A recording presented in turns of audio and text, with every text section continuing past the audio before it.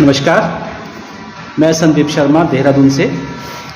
आज श्री राम साहित्य सेवा संस्थान अयोध्या के मंच के लिए श्रीमद् भागवत गीता के विवेचनात्मक सौंदर्य को आप सबसे एक रूप होने के लिए उपस्थित हुआ हूँ। प्रभु श्री कृष्ण की ऐसी अनुकंपा है और उनसे मेरा गहन लगाव है। मेरा मानना है कि कोई संपूर्ण ईश्वर इस धरा पर हुआ है तो वो श्री कृष्ण हुए हैं। उनके मुख की वाणी श्रीमद् भागवत गीता पर आज हमने विवेचनात्मक प्रस्तुति करनी है और इसी विवेचनात्मक प्रस्तुति के मद्देनज़र हम इस श्री राम साहित्य सेवा संस्थान के माध्यम से मैं आपके बीच आज रूबरू हुआ हूँ। ये मेरा सौभाग्य है कि मुझे श्री कृष्ण चर्चा करने के लिए यहाँ मंच पर एडमिन सुश्री दिव्यांजलि वर्मा ने ये मान सौंपा है। संदीप शर्मा, मैं देहरादून से हूँ। मेरी पृष्ठभूमि पंजाब से है, परंतु ईश्वर सर्वत्र है और उसकी स्तुति किसी भी माध्यम से कैसे भी की जाए वो वंदना ही है। तो आज ये जो वंदना रूपी श्रीमद् भागवत गीता की चर्चा हम लोग करने जा रहे हैं, जिसे हम चर्चा के बजाय विवेचनात्मक चर्चा कहें तो ज़्यादा बेहतर होगा। इस चर्चा का मूल उद्देश्य है गीता को समझना। ये जो श्रीमद् भागवत गीता है ये अपने आप में एक संपूर्ण ग्रंथ है। हालांकि इस ग्रंथ का जो ये एक अंश है जो कि श्रीमद् भागवत पुराण जो है, भागवत पुराण का ये एक अंश है। और अब भागवत पुराण को मानते हैं कि भागवत पुराण का जब महात्म्य बताया जाता है तो उसमें बताया जाता है कि भागवत पुराण प्रभु श्री का एक ऐसा संपूर्ण रस है जिस रस के बीच में कोई छिलका नहीं है, कोई गुठली नहीं है, वह केवल रस है। आप इसका अंदाजा इस बात से लगाएं कि वो कितना अपने आप में संपूर्ण है, कितना परिपूर्ण है कि उसको सिर्फ रस से तुलना की गई है। और वाकई में ये जो श्रीमद् भागवत गीता है उस भागवत पुराण का एक बूंद मात्र है। तो आप अंदाजा लगाइए कि जिसकी बूंद इतनी स्वादिष्ट व इतना सौंदर्य लिए है कि वो आपके जीवन को संपूर्ण बदलने में सक्षम है, तो संपूर्ण भागवत पुराण कितनी महिमा रखता होगा। हालांकि ये श्रीमद् भागवत गीता जो श्री मुखवाणी है, श्री कृष्ण मुखवाणी है, इस को कहने में मात्र और मात्र श्री कृष्ण जी को 45 मिनट लगे थे। और इस 45 मिनट के लिए कहते हैं कि उस समय काल भी रुक गया था। अब काल का रुकना को समझिए कि समय तो कभी नहीं रुकता, परंतु क्या हुआ कि समय रुक गया। तो मेरे भाव इस पर ये आते हैं कि समय को भी उस शब्दवाणी से इतना मोह हुआ कि वो उसके मोह को निहारने के लिए, उन वाक्यों को सुनने के लिए वो वहीं अचंभित स्तंभित खड़ा रह गया। शायद यही कारण रहा हो कि समय रुक गया, काल जो कहते हैं काल की गति रुक गई। क्योंकि ये जो श्रीमद् भागवत गीता का वाचन हुआ ये युद्ध भूमि पर हुआ और हमें ये समझना है कि युद्ध भूमि कहाँ की है। इससे पहले कि हम अपनी चर्चा की शुरुआत करें, हम एक गणेश का मंत्र है उसे पढ़ लेते हैं। कारण क्योंकि हर काम के शुरुआत के लिए श्री गणेश करना अनिवार्य है। तो गणेश स्तुति के लिए हम लोग कोई आरती या कोई ऐसी आराध्यता नहीं करेंगे, सिर्फ एक मंत्र पढ़ेंगे। कृष्ण को रिझाने के लिए कोई मंत्र की आवश्यकता नहीं है, परंतु एक किंवदंती है कि चलिए श्री गणेश करते हैं। तो वक्रतुंड महाकाय सूर्यकोटि समप्रभा निर्विघ्न कुरु मे देव सर्व कार्येषु सर्वदा सर्व विघ्न विनाशाय सर्व कल्याण हेतवे पार्थिव प्रिय पुत्राय श्री गणेशाय नमः। इस गणेश वंदना, गणेश स्तुति, गणेश मंत्र के पश्चात अब हम अपनी चर्चा को प्रारंभ करते हैं। इस दिव्य पुण्य कार्य के लिए श्री राम सेवा संस्थान अयोध्या का मैं हार्दिक रूप से धन्यवाद करना चाहूँगा, जिन्होंने मुझे ये मंच प्रदान किया। और हम सब सौभाग्यशाली हैं कि इस चर्चा का, इस सत्संग का लाभ उठा रहे हैं। सत्संग, ये चर्चा इसलिए हो जाएगी, जहाँ पर भी सत्य का संग होगा वहाँ पर सत्संग अवश्यम भावी है। और सत्य क्या है? ईश्वर। ईश्वर के अलावा इस धरा पर कुछ भी सत्य नहीं है, सब आभास है। आभास यानी कि जो दिख रहा है स्वप्निल है, परंतु वास्तविकता में नहीं है। अगर हम कहें, और हम और आप भी एक आभास मात्र ही हैं। क्या है श्रीमद् भागवत गीता? आज इसके चर्चा के लिए केवल इसके महात्म्य को ही समझना चाहेंगे, और मैं इसी पर चर्चा करूंगा कि श्रीमद् भागवत गीता का महात्म्य यानी कि क्या महत्व, क्या है इसका, इसको क्यों पढ़े, इसको क्यों सुने।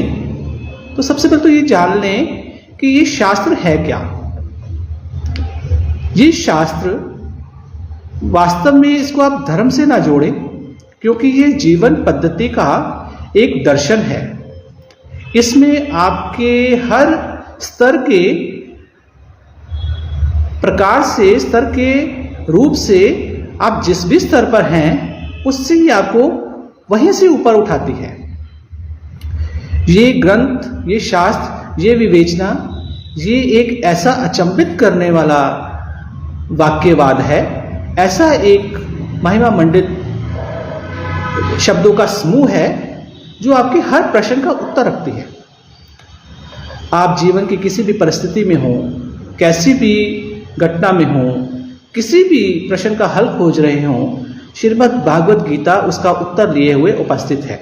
मेरा ये व्यक्तिगत रूप से मानना है, और मैं चाहूँगा कि आप इसके निकट जरूर आए। आपको इसका आनंद तब आएगा अगर आप स्वयं को अर्जुन मान लें, क्योंकि जो श्रीमद् भागवत गीता है ये अर्जुन के कल्याणार्थ कही गई थी। अर्जुन श्री कृष्ण के परम सखा, परम मित्र, युद्ध में उनके सारथी रहे। तो अब प्रश्न उठता है कि अर्जुन कौन है, कृष्ण कौन है? कृष्ण चेतन है और अर्जुन अनुराग है। कृष्ण अगर सूर्य है तो अर्जुन उसको पूज्य करने वाला, उसको पूजने वाला एक पूज्या है। श्रीमद् भागवत गीता को हम अगर सिर्फ शाब्दिक संयोजन कहें तो ये अनुचित होगा। ये भगवान वाक्य हैं, ये ब्रह्म वाक्य हैं। कहते हैं सबसे पहले भगवान ने इस शब्द संयोजन को, इस मुखवाणी को सूर्य देव को सुनाया था। सूर्य देव जो ऊर्जा के परम स्रोत हैं, वही सूर्य देव जिनसे हम सबको ऊर्जा प्राप्त होती है। अब जब ऊर्जा का मूल कारण ही आदेशित निर्देशित ईश्वर से है, भगवान से है, तो फिर उसका प्रसाद सूर्यदेव कैसे न सब में बांटेंगे। वही ऊर्जा हम सब में पोषित होती है और उसी ऊर्जा से हम लोग पोषित होकर अपना पोषण करते हैं। ये हमारा सौभाग्य है कि हम लोग यहाँ आज इस मंच पर मौजूद हैं श्रीमद् भागवत गीता की चर्चा करने के लिए। इसी श्रीमद् भागवत गीता के कल्याणार्थ या महात्म्य को अगर हम कहें तो इसमें जीवन की ऐसे ऐसे प्रश्न हैं, ऐसा ऐसा उद्देश्य है जिसका किसी ग्रंथ विशेष में कोई आपको उत्तर ना मिले। मेरा मानना है कि जो गीता है वो दोनों मार्गों को साथ लिए चलती है। ईश्वर प्राप्ति के लिए दो मार्ग हैं, एक है कर्म मार्ग, दूसरा है भक्ति मार्ग। कर्म मार्ग एक ऐसा मार्ग है जिसमें आप अपने उद्देश्यों से पूर्णतया परिचित होते हैं और उनकी मंजिल तक पहुंचने के लिए वो हर भरसक प्रयास करते हैं जिससे आप उस मंजिल तक पहुंच जाए। ये कर्म मार्ग की विशेषता है। भक्ति मार्ग की विशेषता है, भक्ति समर्पण भाव से चलती है। समर्पण आपने जब ईश्वर को कर दिया तो फिर वो स्वयं आपको लिए चलता है, जबकि भक्ति मार्ग में आदमी का स्वाध्ययन, स्वाध्याय एवं उसका स्वयं के साथ साथ ईश्वर पर पूर्ण विश्वास होना बहुत आवश्यक है। और ऐसा होता है कि जब कर्म मार्ग पर वह चलता है और अपने कर्मों को, जिसे हम धर्म कहते हैं, पूर्ण रूप से निभाता है, तो उसका ईश्वर से मिलन अवश्यंभावी है। काल एक ऐसा कह लीजिए धारा है, जिस धारा में सब बहे जा रहे हैं, कर्म मार्गी भी और भक्ति मार्गी भी। कर्म मार्गी जो है विचलित हो सकता है, कारण उसे सब व्यवस्था स्वयं करनी है, परंतु भक्ति मार्ग में हम जब अपने आप को स्वयं ईश्वर के हवाले कर देते हैं, तो फिर ईश्वर की जिम्मेवारी हो जाती है कि वो हमारी नैया को इस भवसागर से पार लेकर जाए। यही गीता जो है मूल रूप से दोनों मार्गों को संबोधित करते हुए, संचारित करते हुए हम सबको अपना लक्ष्य तक पहुंचाने का कार्य करती है। श्रीमद् भागवत गीता पर कई लोगों ने बहुत से अपने विचार रखे। मैंने भी अभी पूर्ण रूप से तो नहीं, परंतु एक दो किताबें पढ़ी हैं गीता के ऊपर। एक इस्कॉन की बुक है जो है श्री भगवत गीता यथारूप, जो कि श्रीमद् एसी भक्ति वेदांत स्वामी प्रभुपाद के द्वारा रचित है। और एक बुक है मेरे पास जो है वो श्रीमद् भागवत गीता की, तो श्री स्वामी सत्यानंद स्वामी जी महाराज द्वारा टीका के रूप में लिखी गई है। एक और किताब है जो गीता के ऊपर टीका कहें या जिसे कहें आज के संदर्भ में जो वास्तविक गीता का हमें ज्ञान से रूबरू कराती है, जो हमें बिल्कुल उसके निकट लेकर जाती है, जिसे मेरे को बहुत प्रिय है वो गीता, जो कि श्री अड़गड़ानंद जी की है गीता, वो है यथार्थ गीता के नाम से। आप इसको YouTube से भी सर्च करके पढ़ सकते हैं और जान सकते हैं। वो मुझे बहुत प्रिय इसलिए लगती है क्योंकि उसमें गीता को बड़े सरल शब्दों में हमारे जो है बुद्धि के हिसाब से बताया गया है। अब श्रीमद् भागवत गीता जो है, जिसका हम महात्म्य में क्या चर्चा कर रहे हैं और जिसके बारे में हमें ये जानना है कि हम क्यों पढ़ें गीता, गीता का पढ़ने का कारण क्या होना चाहिए। तो सबसे बड़ी बात है कि अगर आप अपने आप को समझते हैं कि आप कोई हस्ती हैं, कोई सत्ता है, कोई अस्तित्व है, तो सबसे पहले प्रश्न उठता है कि आपका अस्तित्व क्या है। यानी कि आपने बहुत लोगों से सुना होगा, ऋषि मुनि से सुना होगा या पढ़ा भी होगा कि आप कौन हैं, हु आर यू, आप कौन हैं। गीता इसका उत्तर देती है। आप हैरान होंगे कि आप कौन हैं, इसका उत्तर आपको गीता देती है, बशर्ते आपकी आस्था, आपकी श्रद्धा, आपकी आसक्ति उस पर संपूर्ण रूप से हो। श्रीमद् भागवत गीता क्यों ऐसा बताती है कि आप कौन हो।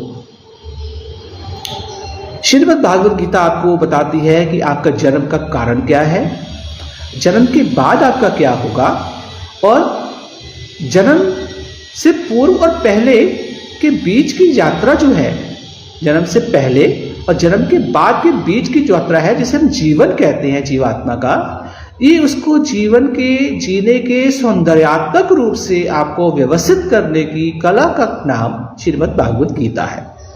अब ये जो श्रीमद् भागवत गीता है, ये आपके जीवन के कई उद्देश्यों को परिपूर्ण करती है। आपने सुना होगा, परंतु मैं कहता हूं कई नहीं, ये संपूर्ण उद्देश्यों को परिपूर्ण करती है। श्रीमद् भागवत गीता, जिसका महात्म्य पर हम आज चर्चा कर रहे हैं, जो कि श्रीमद् एसी भक्ति वेदांत स्वामी प्रभुपाद श्री जो है, जिन्होंने इस्कॉन की स्थापना की थी अमेरिका में, और जो अपने बहुत से महर्षिगण हैं जिन्होंने इसके ऊपर चर्चा की है, सबके अपने अपने बौद्धिक स्तर है, अपना अपना कहने का ढंग है। स्वामी सत्यानंद जी महाराज भी अपने ढंग से कुछ कहते हैं, श्रीमद् एसी भक्ति वेदांत स्वामी प्रभुपाद भी अपने ढंग से कुछ कहते हैं, परंतु जो अड़गड़ानंद जी कहते हैं वो मुझे इसलिए प्रिय है क्योंकि वो मेरे को मेरी भाषा में समझाते हैं कि ईश्वर क्या है, इसे गीता क्या है, इसका संवाद जो हम इससे चर्चा कर रहे हैं उसका कारण क्या है, क्या कह रही है। तो इससे पहले कि हम इसमें और आगे बढ़े, एक श्लोक कह ले, मंत्र कह ले, एक वाक्य कह ले, उसको पढ़ते हैं, सुनते हैं और उसका आनंद लेते हैं। हे कृष्ण करुणा सिंधु दीन बंधु जगतपते गोपेश गोपिका कांत राधा कांतम नमोस्तुते। दोबारा सुने, हे कृष्ण करुणा सिंधु दीन बंधु जगतपते गोपेश गोपिका कांतम राधा कांतम नमोस्तुते। अर्थात कृष्ण यहां सबके कल्याणार्थ हैं, इसे आप मान लें। बहुत से शास्त्र हैं जिसमें सब अपने अपने देवी देवताओं को, अपने अपने आराध्यों को, अपने अपने पीर पैगंबर को, अपने अपने गुरुओं को मान देते हैं, सम्मान देते हैं और देना चाहिए। सनातन पद्धति भी ऐसा ही भाव अपने गुरु, अपने ईश्वर के प्रति रखती है, करनी चाहिए। परंतु सभी पंथ, मजहब, धर्म, जितने भी यहाँ पर आध्यात्मिक जिसे हम कहते हैं पंथ है, रास्ते हैं, उनके जो भी गुरु हुए हैं, महागुरु हुए हैं, देवी देवता जो आराध्य हुए हैं, उन्होंने कहा है कि ईश्वर सच एंड सच ऐसे और ऐसे कहता है। वो कहते हैं मैं तुम्हें ईश्वर से मिला दूंगा। वो कहते हैं हमें ईश्वर ने ये आदेश दिया है। परंतु श्रीमद् भागवत गीता ललकार कर कहती है कि ये मैं कह रहा हूं, ये ईश्वर की वाणी है। वो ये नहीं कहती कि ईश्वर कहता है। श्रीमद् भागवत गीता कहती है कि ये मैं हूं, मैं कह रहा हूं। वो बीच में एक जगह आएगी, वो कहेगा कि मैं फूल भी मैं, गाय भी मैं हूं, कल्पत्रु भी मैं हूं, नदियां भी मैं हूं, सागर भी मैं हूं। हर जगह वो है और उसकी सत्ता को कोई नकार नहीं सकता। कारण किसी भी चीज का अस्तित्व ईश्वर के बिना संभव नहीं है। और यह वही कृष्ण है जो क्या कहते हैं, जिनकी हम आराधना कर रहे हैं कि हे कृष्ण करुणा सिंधु दीन बंधु जगतपते गोपेश गोपिका कांतम राधा कांतम नमोस्तुते। यानी हे कृष्ण आप दुखियों के सखा है। अब हम तो दुखी हैं, हम संसार में जो यहाँ पर आए हैं, क्यों आए हैं? यहाँ पर क्यों का प्रश्न है। मैं कौन हूं?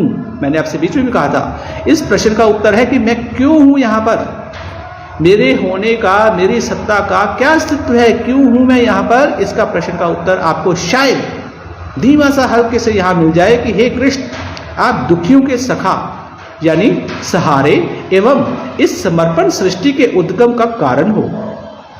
कौन है कारण? ईश्वर। क्यों? आपकी गोपियों के स्वामी, गोपियों के स्वामी, गोपियां मातर स्त्रियां नहीं हैं। ये चीज को समझ लें। गोपियां जिन्हें हम रासलीला में देखते हैं कि कृष्ण गोपियों संग नाच रहे हैं, तो ये गोपियां कौन है? गोपियां स्त्रियां नहीं है, नारियां नहीं है, बल्कि ये नाड़ियां हैं। नारियां नहीं, नाड़ियां हैं, यानी हमारी इंद्रियां हैं। कौन सी इंद्रियां?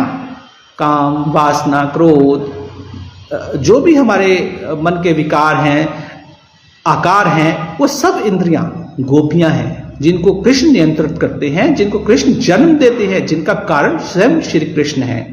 तो हे कृष्ण आप दुखियों के सखा यानी सहारे एवं इस समर्पण सृष्टि के उद्गम का कारण हो। आप श्री गोपियों के स्वामी, गोपियां यानी कि नारियां नहीं, बल्कि ये हमारी नाड़ियां, जो हमारी इंद्रियां हैं, उसे कहेंगे। वस्तुतः वे ईश्वर के संग चाहने वाली वो इंद्रियां एवं इच्छाएं हैं जो किसी जन्म से पूर्व स्त्री हुआ करती थी। यहां आपको शायद इस चीज का संकेत मिला हो कि आप कौन हैं। इच्छा हमारे जन्म का कारण है। हमारा जीवन अच्छा बुरा हमारा प्रारब्ध है। इसी प्रारब्ध की उपलब्धि हम हैं। इसी प्रारब्ध को भोगने का कारण हम हैं, हमारा जन्म है। तो मैं कौन हूं? इसका उत्तर यहां आपको स्पष्ट रूप से मिलता है कि मैं, अगर मुझे संबोधन कर रहे हैं आपकी संदीप शर्मा, तो मैं संदीप शर्मा संबोधन का एक नाम मात्र हूं, एक नामक हूं। परंतु मैं हूं कौन? मेरे कर्म जो मुझे आज अच्छे बुरे लाभ हानि हो रहे हैं, जिनको मैं भोग रहा हूं, मैं उनका भोगता हूं। मैं वो हूं जो मैंने पहले किसी जन्म में कोई कार्य किसी काल में किया था, आज उसका मैं प्रारब्ध हूं। उस कारण का, उस करण का, उस कर्ता का मैं आज प्रारब्ध हूं और मैं संदीप रूप में आपके सामने मौजूद हूं। अब ईश्वर के सामने जो हमने कहा हे कृष्ण करुणा सिंधु, कृष्ण से ज्यादा करुणा किस पे होगी? कृष्ण से ज्यादा दीन बंधु, दीनों का सखा कौन होगा?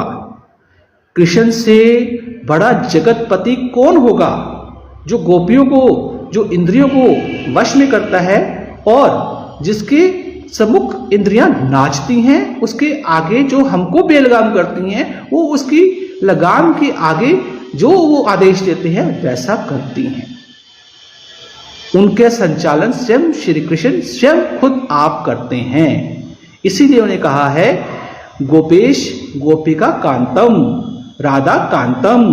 तो ये जो आपको कृष्ण अवतार में गोपियां बनकर जो प्रकट हुई थी वो वास्तव में इच्छाएं थी ऋषियों की, संतों की, देवों की। वो ऋषि बनकर प्रभु का सानिध्य चाहते थे, जिस कारण से वो उस गोपियों के रूप में प्रकट हुए और उन्होंने ईश्वर का सानिध्य प्राप्त किया।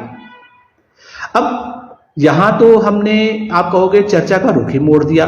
नहीं, ये कोई रुख मोड़ा नहीं है, बल्कि हम सत्संग कर रहे हैं। इसी सत्संग में हम देखते हैं कि जो कृष्ण के ऊपर लोग एलिगेशन लगा देते हैं, उंगली उठा देते हैं, गोपियों संग नाचता था, ये करता था, वो करता था, उसका निदान करना हमारा परम कर्तव्य है, क्योंकि हम कृष्ण के सानिध्य में जाने वाले हैं। हम कृष्ण को मान रहे हैं तो कृष्ण को पूछना चाहते हैं कि भाई वो जो उसके ऊपर आरोप है, पहले उसकी सत्यता स्वीकार कर लेते हैं कि वो कितने सत्य हैं, कितने असत्य हैं। तो यहां हमें ये बताना है कि जो वो गोपियां थी वो गोपियां थी जो वो इच्छाएं थी, जो कृष्ण का सानिध्य भिन्न भिन्न रूपों में चाहती थी। जैसी जिसकी जितनी इच्छा थी उतना उसने कृष्ण का सानिध्य उस रूप में पाया, जिस जिस रूप में उनको वो वासना, वो इच्छा रही। लेकिन ये वासना का मतलब काम वासना नहीं।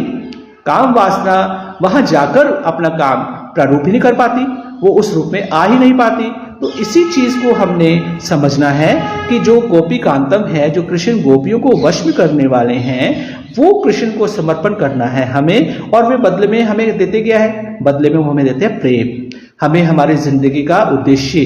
अब हम जब कहते हैं कि हम श्रीमद् भागवत गीता क्यों पढ़ें, तो इसका एकमात्र उद्देश्य है कि अगर आप अपने आने वाले जन्मों को, आने वाले समय को सुधारना चाहते हैं, बौद्धिक स्तर का आप जो है वृद्धि चाहते हैं, उसकी जो है आप विकास चाहते हैं, तो आपको श्रीमद् भागवत गीता का अध्ययन अवश्यम और अवश्यमेव करना चाहिए। ये मेरा मानना है। कारण भी है कि इसमें आपके हर प्रश्न, हर समस्या, हर जगह का आपका सुधार मौजूद है। जब हम कहते हैं कि हम श्री कृष्ण भागवत गीता पढ़ेंगे तो हम फल पाएंगे, हम फल क्या पाएंगे, हमारा फल का उद्देश्य क्या है, इसको भी समझने से पूर्व हम चलिए पहले ये मान लें कि हमारी अवस्था क्या है। श्रीमद् भागवत गीता हमें बताती है कि हम जो जीवन की 4 मूल अवस्थाएं हैं, या जो जीवन के 4 मूल कारण हैं, उन कारणों के ऊपर अपने आप को व्यवस्थित करते हैं, उठाना है हमें स्वयं को। और इसीलिए श्रीमद् भागवत गीता कही गई थी। अब ये जो श्रीमद् भागवत गीता कही गई थी श्री कृष्ण द्वारा अर्जुन को, तो वो क्यों कही गई थी? क्योंकि अर्जुन उनका प्रिय शिष्य था, तो प्रिय को ही हर बात बताई जाती है। तो यहाँ पर मैंने आपसे पूर्व में कहा था कि जब आप श्रीमद् भागवत गीता का अध्ययन करें तो स्वयं को अर्जुन मान लें। कारण क्योंकि आप उस प्रेम को जब ईश्वर को समर्पित करेंगे तो वो आपको बड़े ध्यान से, अगर आपका भक्ति भाव है तो वो आपको समर्पण आपने कर दिया तो वो आपको समेटेगा और आपको बताएगा अपने बारे में। और अगर आप कर्म मार्गी हैं तो भी वो आपको आपके कर्मों से अवगत स्वतः ही कराता जाएगा, क्योंकि वो आपका भाव समझता है कि ये जो है व्यक्ति है अपने कर्म को धर्म मान रहा है। तो जो कर्म है, वो जो धर्म है, उसी धर्म के ऊपर चलना ही हमारे जीवन का ये आज का उद्देश्य है। हम कहते हैं कि जो है हमारा जो गीता है वो कुछ शब्द लिए हुए आती है, जैसे हम कहते हैं तत्वदर्शी, हम कहते हैं क्षेत्र, हम कहते हैं क्षेत्रज्ञ, ऐसे कई और भी बीच में शब्द आएंगे जिनको हम बीच में जगह जगह पर विस्तार रूप से चर्चा करेंगे। परंतु आज तो हमने गीता का विवेचना में, क्योंकि आज प्रथम दिवस है और आज से हमने इस कार्यक्रम की शुरुआत की है, और हम प्रयास करेंगे कि हर रविवार को ये चर्चा शामिल हो, और इसका समय भी लगभग यही रहेगा। बीच में अगर समय परिवर्तित करेंगे तो आपको पूर्व सूचना दे दी जाएगी। और हम ये भी मानकर चलते हैं कि जो ईश्वर है, जिसके मैं बता रहा था, जिसने हमें रचा है, जो हमारे उद्देश्य को दिए हमें भेजा है जिसने यहाँ पर, तो वो हमें कुछ इसमें यहाँ शब्द आते हैं गीता में, श्रीमद् भागवत गीता में, कि ये हमें बताता है कि क्षेत्र और क्षेत्रज्ञ के बारे में। तो सबसे पहले प्रश्न आता है कि ये क्षेत्र चीज क्या है, क्षेत्र किसे कहे हम?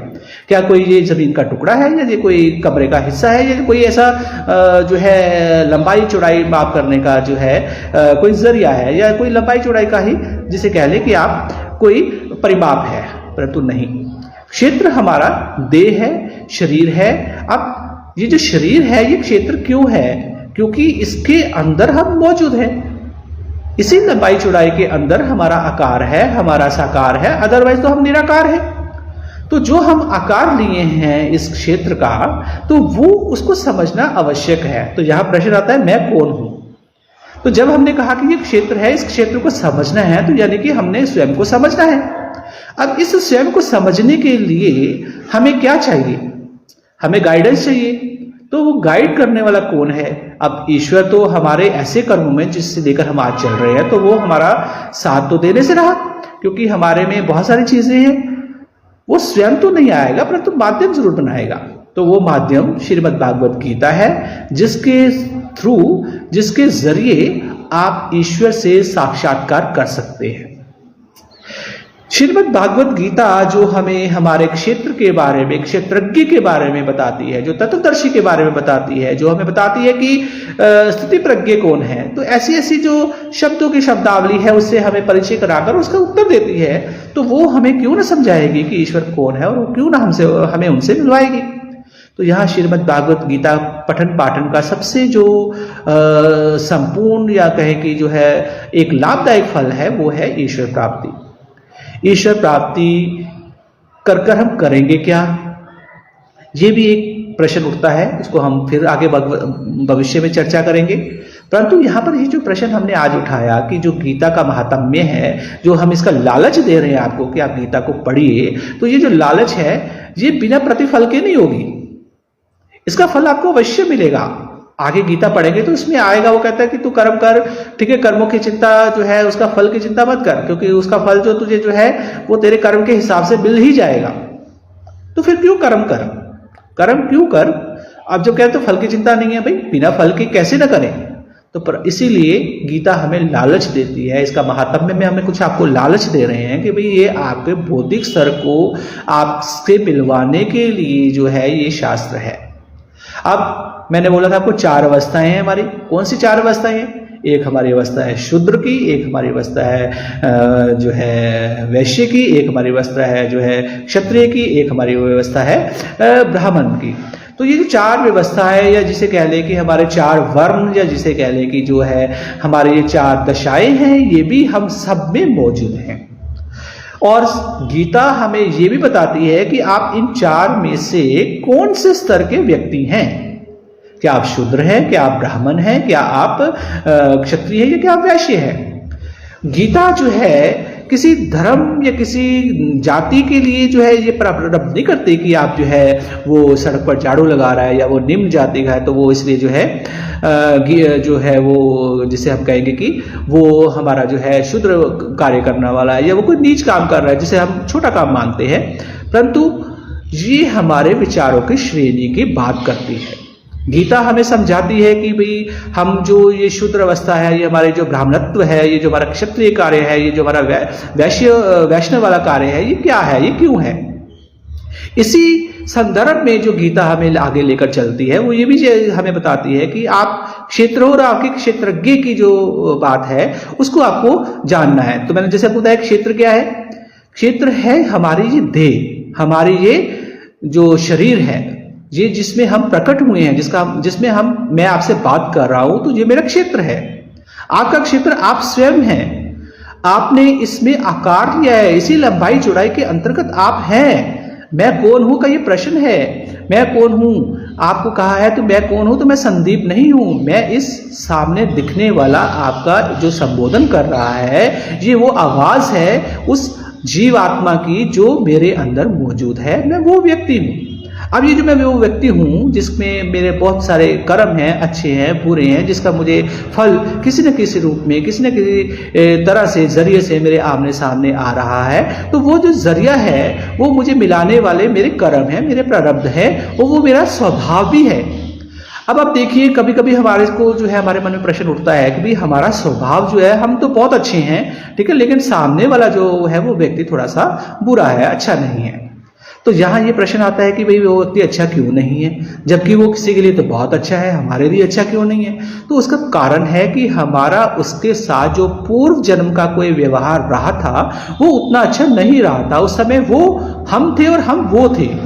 उसने हमारे साथ ऐसा किया था तो हम आज उसका प्रतिफल भोग रहे हैं। अगर हमने उसके साथ कोई ऐसा गलत किया था तो आज वो उसका प्रतिफल भोग रहा है। तो जो हमारे कर्मों का विधान है उसका प्रतिफल है हम आज। तो ये हम कौन है, मैं कौन हूं का प्रश्न का उत्तर यहाँ गीता हमें प्रस्तुत करती है।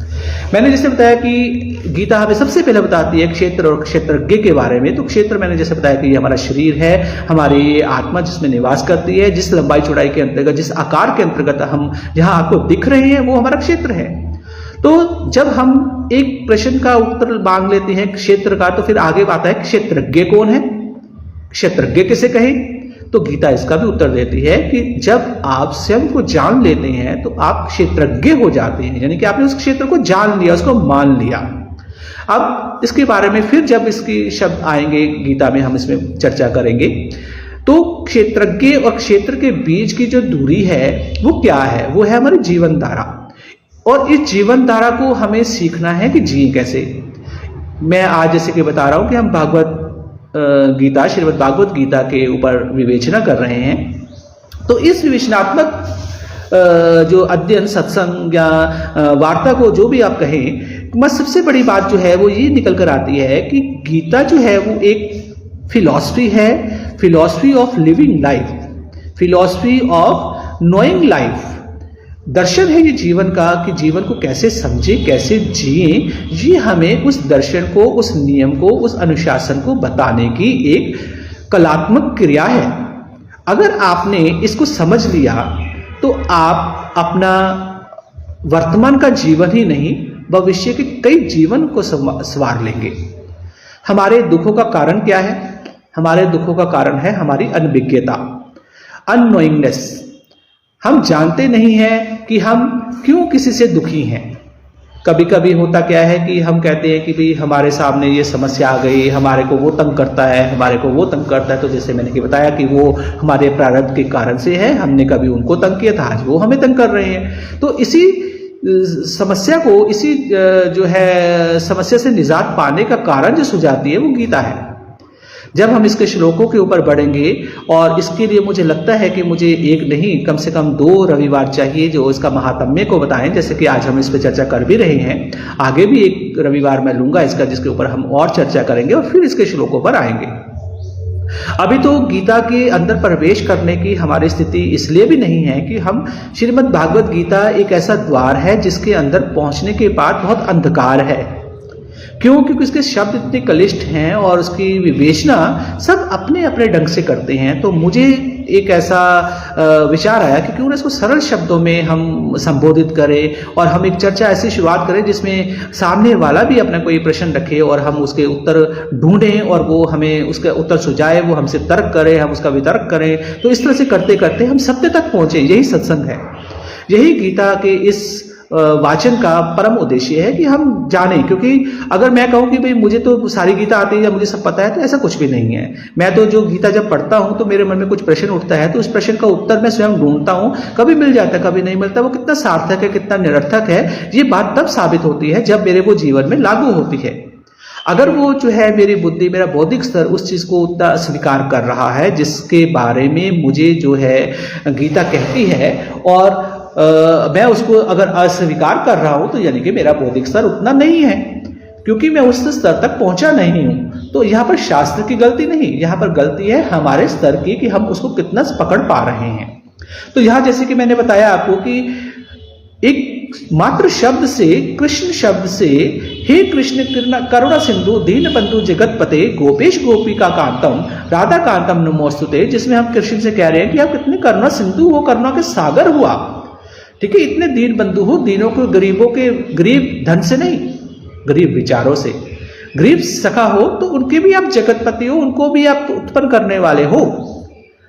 गोपेश गोपिका कांतम, आप गोपियों के वश में करने वाले। गोपियां मैंने आपको बताया स्त्रियां नहीं, नारियां नहीं, नाड़ियां हैं, बल्कि आपकी जो अंदर की इच्छाएं हैं, जो आपकी वासनाएं हैं, वो है गोपियां, जिन्होंने इच्छा की थी भगवान श्री कृष्ण के समक्ष कि भैया हम तो आपके सदा गुलाम रहे हैं, हम तो आपका सानिध्य चाहते हैं, आप हमसे दूर दूर भागते हो। तो भगवान ने कहा होगा किसी जन्म में कि भाई ठीक है, फलाने जन्म में मैं तुम्हें मिलूंगा कृष्ण रूप में, तो तुम मेरा जो है मेरे साथ जो है जैसा चाहो वैसा नाच लेना। तो भाई रास वो रचाते आए हैं गोपिका नृत्य में, जब उन्होंने रास किया था, जब वो मात्र जो है 10 वर्ष की अवस्था के थे, जिसको लोग आज अंगुली उठाते हैं। तो मैंने बताया कि जैसा हमारा बौद्धिक स्तर होगा, जिस तरह के हमने अपने अंदर विचार भरे हुए, उसी तरह की भावनाएं हमारे मन में से प्रकट होती है। तो हम यहाँ बात करते थे क्षेत्रज्ञ की, और हम यहाँ बात कर रहे थे कि क्षेत्र हमारी देह है, हमारा शरीर है, और उस शरीर के अंदर हम मौजूद हैं, इसी को क्षेत्र कहते हैं। जब हम इसको जान लेते हैं तो ये क्षेत्रज्ञ हो जाते हैं, हम क्षेत्रज्ञ बन जाते हैं। हमारा क्षेत्रज्ञ से तात्पर्य ये हो जाता है कि हमने इस शरीर को समझ लिया। अब समझेंगे कैसे? प्रश्न ये आता है कि हम क्षेत्र को समझेंगे कैसे? तो उसका सबसे बड़ा कारण या जो मूल जिसे कहते हैं कि सोर्स है, वो है गुरु। तो गुरु मैंने तो अभी तक धारा नहीं है। अगर मैं सच्ची बात बताऊं आपको, तो मेरा अभी तक कोई गुरु नहीं है, स्वयं कृष्ण ही मेरे गुरु है। और दूसरा इसका पकड़ने का एक सरल साधन है कि आप स्वाध्याय करें। अब स्वाध्याय क्या, स्वाध्ययन क्या? स्वाध्ययन करें, अच्छी अच्छी पुस्तकें पढ़ें, आप गीता पढ़ें, पुराण पढ़ें, रामायण पढ़ें, जो भी आपके शास्त्र है, आप अन्य धर्मों की भी पुस्तकें पढ़ें। जब आप बात करते हैं धर्म की, तो धर्म सबका एक है, और वो है जो आप हैं उसको स्वीकार करें, जो आपकी ड्यूटीज हैं उसको पूरा करें, जो आपके कर्तव्य हैं उनको निभाएं। आपका हिंदू, मुस्लिम, सिख, ये कोई धर्म नहीं है। इसको मैं नहीं मानता हूं कि ये धर्म है। भले ही आप इसे कहें ये पंथ है, ये मजहब है, ये फलाना ढिमकाना है, मेरा इससे कोई मानना नहीं है, मेरा इससे कोई नहीं। मैं इन सबसे निरपेक्ष हूं, मैं इनको कुछ नहीं मानता हूं। मेरा कारण इसलिए नहीं मानता कि मेरी उनके प्रति श्रद्धा नहीं है। मैं गुरुद्वारे भी जाता हूं, मंदिर भी जाता हूं, कोई मजार आती वहां माथा भी टेकता हूं, लेकिन मेरा ये मानना है कि जो हमारा धर्म है वो हमारा कर्तव्य है। और यहां जो हम बात कर रहे हैं श्रीमद् भागवत गीता की, तो ये कोई धर्म नहीं है, ये एक पद्धति है, ये सनातन जीवन की फिलॉसफी है, जिसको हमें स्वीकार करना है कि जीवन जीना कैसे है।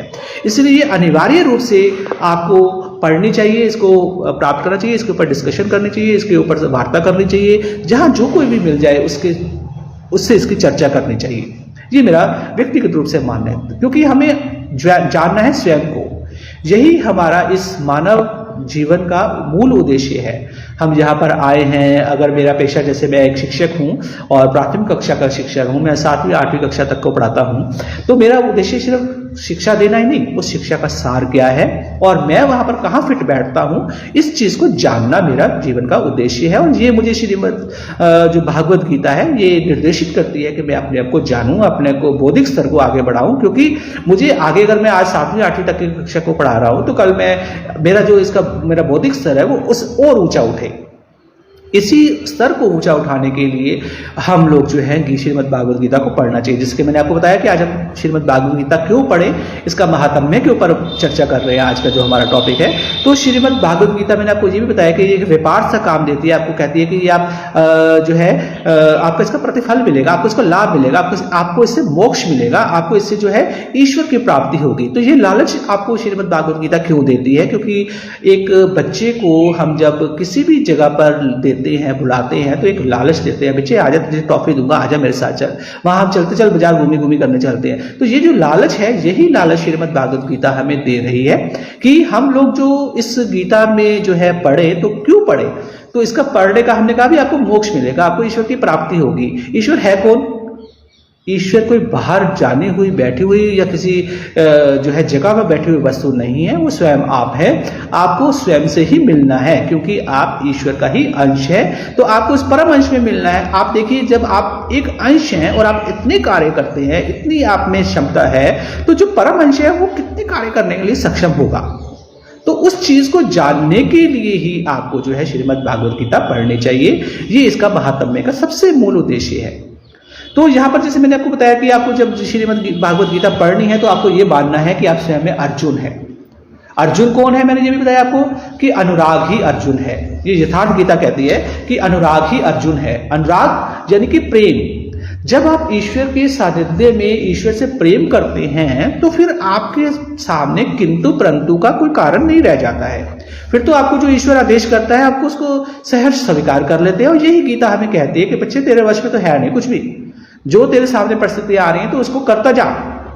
जब स्थिति प्रज्ञा की बात आएगी वहां पर वो यही कहा गया है कि जैसी स्थिति है उसको, स्थिति प्रज्ञा मीन्स विजडम और सिचुएशन। आप उस सिचुएशन की प्रज्ञता रखते हैं, आप उस स्थिति को जानते हैं और उसके अनुसार कार्य कर रहे हैं, यह स्थिति प्रज्ञा है। इसको हम विस्तार से पढ़ेंगे जब ये शब्द आएगा। तो यहां मैंने जैसे आपको बताया कि जो जब आप श्रीमद् भागवत गीता पढ़ें तो सबसे पहले आपको अपने आप को, स्वयं को क्या मानना है, अर्जुन मानना है। क्यों?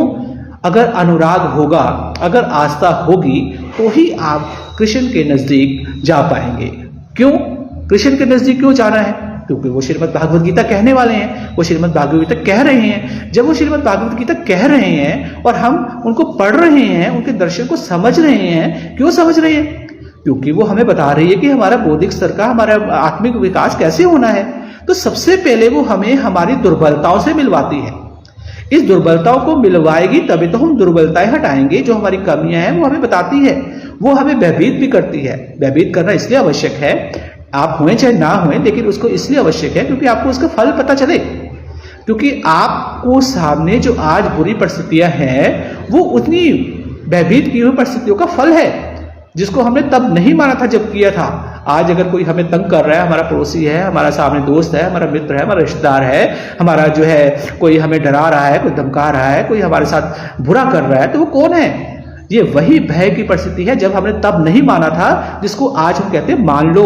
क्योंकि ये आपके जीवन को सुधारने के लिए ही है। श्रीमद् भागवत गीता जो है ये हमें हमारे दुर्गुणों से मिलाती है, हमारी दुर्बलताओं से मिलाती है, हमें अकर्मण्य रहने से कहती है, मना करती है कि भैया कर्म करते जाओ। जो आपका कर्म है वो करो। कर्म कौन सा है? जो आपका धर्म है वो आपका कर्म है। अब अगर मेरा धर्म है और मैं एक जिसे कहता हूँ कि व्यवस्थापक हूँ किसी चीज को करने के लिए, और मुझे कुर्सियां लगाने के लिए बात कही गई है कि भैया आपको एक शादी है उसमें आपको कुर्सियां लगानी है, मैं मजदूर हूँ तो मुझे उसकी कुर्सी लगाने की जिम्मेवारी मेरी है। तो मुझे ये देखना होगा कि मेरा धर्म क्या कहता है, मात्र कुर्सी लगाना नहीं, कुर्सी लगाना परंतु इस ढंग से लगाना कि जो भी उस पर बैठे उसको हिले डुले नहीं, उसके लिए असुविधा ना हो। ये मेरा धर्म है। तो जब आप अपने धर्म को निभाते हैं, उसको व्यवस्थित ढंग से, सुव्यवस्थित ढंग से निभाएं, सुसज्जित करके निभाएं, उसको जितना आप कलात्मक ढंग से पेश करेंगे वही आपका धर्म जो है वो अनुष्ठान बन जाएगा और आपको उसका प्रतिफल उस अवस्था में भी मिलेगा जिस अवस्था में आप, जिसे मैं कहता हूं कि ये शुद्धता का कार्य है, कि थोड़ा निम्न कार्य है। इस निम्न कार्य करने से क्या होगा, हमारी एक अवस्था और ऊपर बढ़ जाएंगे। तो जब हमारे, और यहाँ पर कर्म प्रधान नहीं, यहाँ विचार प्रधान जो हमारे विचार हैं वो हमें बताते हैं कि हम कहाँ पर शूद्र हैं, कहाँ पर हम वैश्य हैं, कहाँ पर हम क्षत्रिय हैं, कहाँ पर हम ब्राह्मण हैं। यह गीता हमें स्पष्ट रूप से भगवान से तभी मिलाती है जब हमें इन सारी अवस्थाओं से धीरे धीरे धीरे धीरे करके गुजारती हुई अंत तक लेकर जाती है, और जो अंत तक पहुंच जाएगा वो ब्राह्मणत्व को पा जाएगा और वही ब्राह्मण कहलाएगा। यह एक शब्द आता है तत्वदर्शी। गीता में भगवान कहते हैं कि भाई मैं जो तुझे बता रहा हूं ये मैंने पहली बार नहीं कहा, बहुत से लोगों ने इसको कहा है और सब तत्वदर्शी से जानते हैं। तो अब तत्वदर्शी से ही मैं अगर बात कहूं कि ये भी एक शब्द है, जैसे स्थिति प्रज्ञा मैंने बताया कि knowing of having wisdom of one situation, तो ऐसे एक तत्वदर्शी की अगर मैं बात करूं तो तत्वदर्शी का मतलब तत्व मीन्स एलिमेंट। तो एलिमेंट क्या होता है? Element is the purest form of matter. Element is the purest form of any substance. किसी भी पदार्थ की शुद्ध अवस्था वो तत्व है। अब जैसे मैं कहूं कि लोहा, तो लोहे के तत्व में सभी कण जो है वो लोहे के ही मौजूद होंगे। उसमें कोई कहे कि आप दूसरा पदार्थ अगर शामिल है तो वो संभव नहीं है। अगर मैं कहूँ कि नहीं उसमें सोना मिला हुआ है या उसमें, तो फिर वो तत्व नहीं रह गया, फिर वो जो कंपाउंड हो जाएगा, फिर या फिर अगर ज्यादा मिले हो तो वो मिक्सचर हो जाएगा। तो यहाँ वो कहते हैं तत्वदर्शी से, मैं आपसे, बहुत से तत्वदर्शियों ने गीता का ज्ञान कहा है, वो जानते हैं, तेरे को वो सब बता देंगे, तो आप उनके सानिध्य में रहे। तो ये तत्वदर्शी, मैंने जैसे बताया कि हु इज तत्वदर्शी, तत्वदर्शी कौन है, तो मैंने बताया कि तत्व मीन्स एलिमेंट, और element is the purest form of the substance, यानी कि जिनको पूर्ण रूप से अध्यात्म और ईश्वर और ब्रह्मत्व की नॉलेज है, वो उनका ज्ञान रखते हैं, वो व्यक्ति से मिल, उन व्यक्तियों के पास जा, वो तेरी समस्याओं को, जो भी जिस स्तर का तो व्यक्ति है, तेरे को वहां से को उठाकर आगे ले जाएंगे। और यही श्रीमद् भागवत गीता हमें समझाती है, यही इसका महात्म्य है कि ये हमको हमारे स्तर से उठाती है। जिस भी स्तर के हम व्यक्ति हैं, जिस सोच के हम व्यक्ति हैं, जिस बुद्धि के हम व्यक्ति हैं, उस बौद्धिक स्तर से हमें उठाना प्रारंभ करती है। इसलिए हमें श्रीमद् भागवत गीता पढ़नी अनिवार्य है, जरूरी है। श्रीमद् भागवत गीता जो है अपने जो दुर्गुण है, जो हमारे अंदर के दुर्गुण हैं, और जो हमारे अंदर की कायरता है, जो हमारे अंदर की दुर्बलता है, उनसे मिलवाती है, और फिर वो हमें हमसे ही छुटवाती है। ये कार्य बहुत कठिन है, कोई अन्य शास्त्र इसको ऐसे कर नहीं सकता जैसे ये श्रीमद् भागवत गीता हमें करने की प्रेरणा देती है और हमसे करवाती है। यहां वो हमें कभी आलस करने को नहीं कहती, यहां वो हमें जो कहती है सम बुद्धि रखो, यहां वो अपने कर्तव्य से मिलवाती है, यहां हमें प्रेरित करती है, उत्तेजित करती है, हमें उत्साहित करती है। ठीक है, हमें भगवान के प्रिय शिष्य होने के लिए ये अनिवार्य है कि हम श्रीमद् भागवत गीता की चर्चा, ठीक है, करें और इसको पढ़ें, इसको जानें। क्यों? क्योंकि ये हमारे बौद्धिक स्तर को बढ़ाती है, ये हमारा उत्थान करने के लिए अनिवार्य है और हमें हमसे मिलवाती है।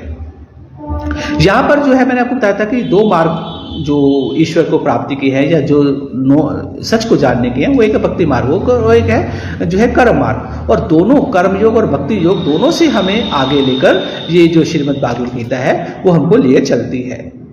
अब श्रीमद् भागवत गीता का जो महात्म्य मैंने आपको बताया कि इसको इसलिए पढ़ना चाहिए क्योंकि ये तो एक सागर है, समुद्र है, और इस समुद्र में हर रत्न मौजूद है, और उस रत्न में से हमने क्या क्या उठाना है ये हमारे विचारों की और हमारी बौद्धिक क्षमता पर निर्भर करता है। ये साहित्य का ही सागर नहीं है, ये विचारों का सागर है। इसमें ऐसा ये एक जिसे कह लीजिए कि अमृत कलश है, जिसमें अगर हमने इसका जरा सा भी पान कर लिया तो हमारे जीवन के जो पूर्व के भी जन्म है उनका भी जो है मोक्ष निश्चित अवश्यम भावी है।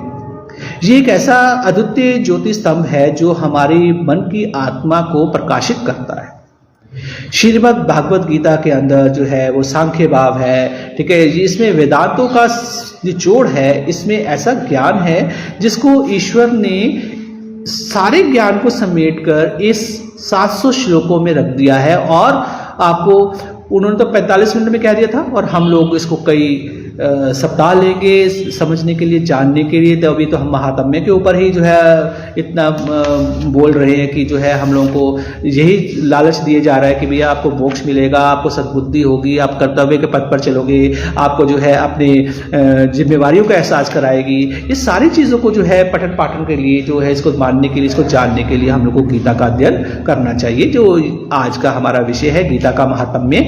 इसी के ऊपर हम चर्चा करते हुए ये सारी बातें कर रहे हैं। हमें हमारे कर्तव्यों से मिलाती है, हमें प्रेरित करती है, हमें उत्तेजित करती है, हमें उत्साहित करती है कि हम स्वयं को अपने ऐसे कर्मों की ओर ले जाएं जिससे हम श्री ईश्वर से, जो कृष्ण भगवान हैं, उनसे साक्षात्कार कर सके, क्योंकि ईश्वर के हम स्वयं अंश हैं।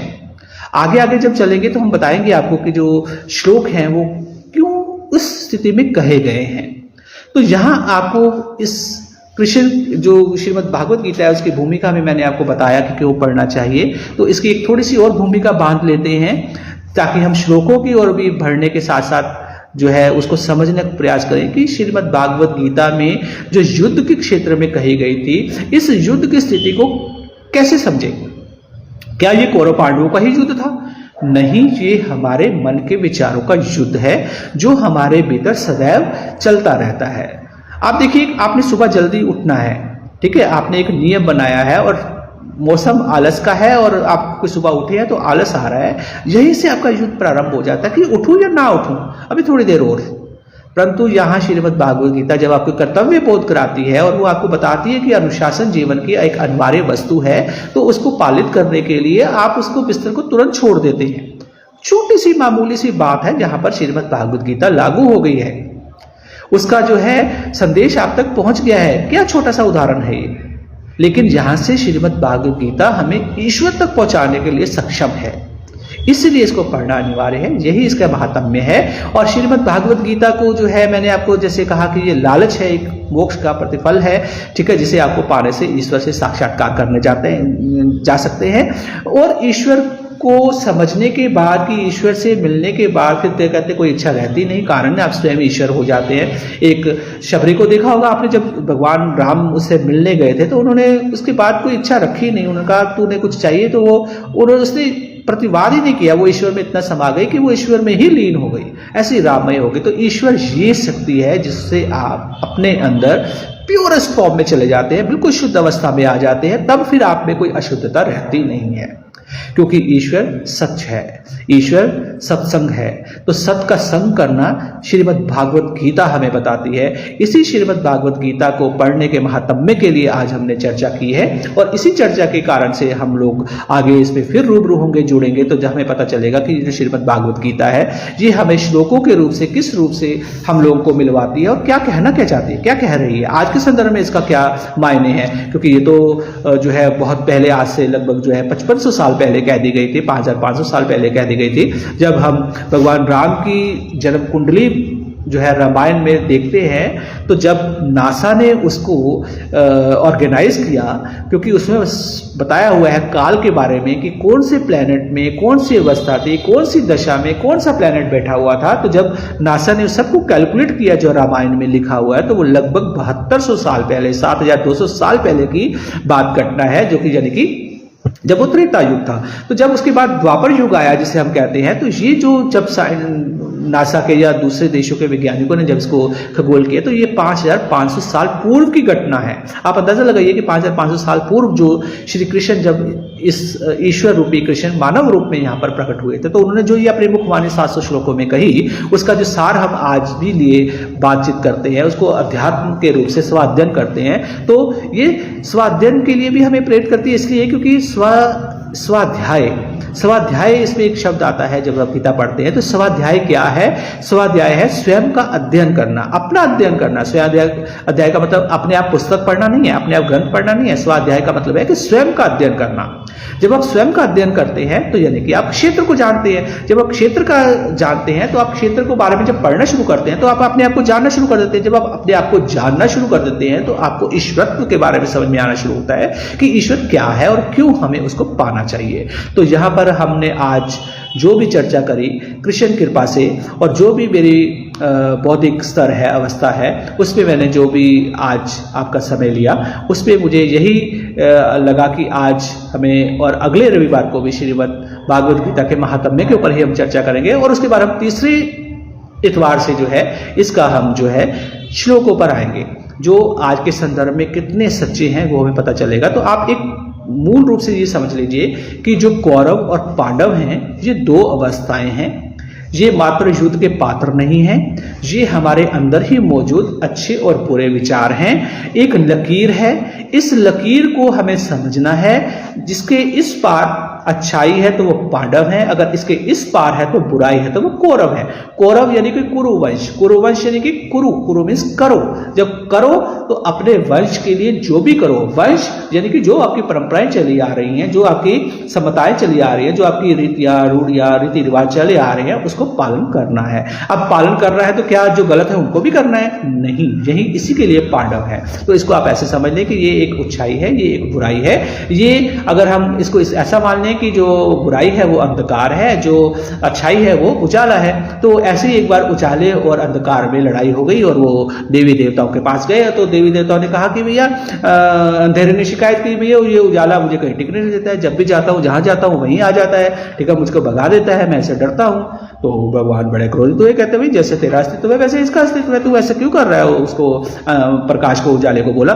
तो प्रकाश ने कहा प्रभु ऐसी कोई बात नहीं है, मेरा तो अस्तित्व भी ऐसा है कि कहता क्या होता है? कहता मुझे क्या पता क्या होता है, मैं तो बस जैसे जैसे जैसे जैसे जैसे अपना निकट आता हूं अंधकार के, अंधकार मेरे से दूर भागता है। तो यही अवस्था है कि जो बुराई जो है अच्छाई की तरफ बढ़ती है, अच्छाई दमित होती है परंतु समाप्त कभी नहीं होती, परंतु उसकी विजय हमेशा सच्चाई की होती है। तो यहाँ जब भी सच्चाई आएगी वो द्रवित होगी, दमित होगी, उसको दबाया जाएगा, परंतु अंततः जीत जो है वो सदैव सत्य की होती है, अच्छाई की होती है, प्रकाश की होती है, नॉलेज की होती है, ज्ञान की होती है। यही हमें श्रीमद् भागवत गीता समझाना चाहती है और इसी को समझने के लिए हमें इसको पढ़ना अनिवार्य है, क्योंकि ये हमारे जीवन का दर्शन मात्र ही नहीं, ये हमारे जीवन का उद्देश्य है कि हम इसको जाने, समझे और अपने बौद्धिक स्तर विकास को और आगे उत्तरोत्तर वृद्धि करते जाए। इसके प्रत्येक श्लोक हमें एक स्टेप और आगे ईश्वर से मिलाने के लिए प्रेरित करता है। हमारी दुर्बलताओं से हमें निकालता हुआ हमारी बाह पकड़कर हमको ईश्वर तक ले जाने का एक रास्ता है ये। इस रास्ते के ऊपर अगर आप चलते जाएंगे, बढ़ते जाएंगे, समझते जाएंगे, प्रश्न करते जाएंगे तो आपको इसके उत्तर स्वयं स्वतः ही मिलते जाएंगे और आप इससे रूबरू होते हुए आप समझते जाएंगे कि ये गीता पढ़नी अनिवार्य क्यों है। अरे हम जब किसी चीज के निकट जाएंगे तभी हमें उसकी अच्छाई और बुराई पता चलेगी। तो इसी अच्छाई और बुराई आने के लिए सबसे पहले मेरा आपसे रिक्वेस्ट है, प्रार्थना है कि आप इसको पढ़ें। समझ आए चाहे ना आए, लेकिन इसको पढ़ें। पढ़ने से आपको आपके मन में कुछ प्रश्न आएंगे, आप ईश्वर से विरोध करोगे। देखो हर जगह मैं कर रहा है और हमें कहता है मैं से दूर रहो। तो भैया वो मैं क्या है और हमारी मैं क्या है, इसका अंतर आपको अंततः गीता देगी, क्योंकि गीता हमें हमारे मैं से, हमारे मैं के अहम से छुड़ाकर ईश्वर के मैं से मिलवाती है। तो इसको पढ़ना इसलिए सार्थक होता है। तो आज के श्रीमद् भागवत गीता के महात्म्य के बारे में हमने जो छोटी सी चर्चा की है, इसके मैं यहाँ पर विराम चाहूंगा और आपसे सभी लोगों से निवेदन करूंगा कि आप अपने जो भी कोई प्रश्न हो आज और कल में इसको क्यों पढ़ना चाहिए, क्यों पढ़ना इसको अनिवार्य है, इसके संदर्भ में क्षेत्र के संबंध में, क्षेत्रज्ञ के संबंध में कोई प्रश्न हो तो वो आप रख सकते हैं। हम अगली चर्चा में उसका उत्तर देने का प्रयास करेंगे। धन्यवाद। राधे राधे। जय कृष्ण। सभी को राम राम। ईश्वर की कृपा से श्रीमद् भागवत गीता को अवश्य अवश्य अवश्य पढ़ें।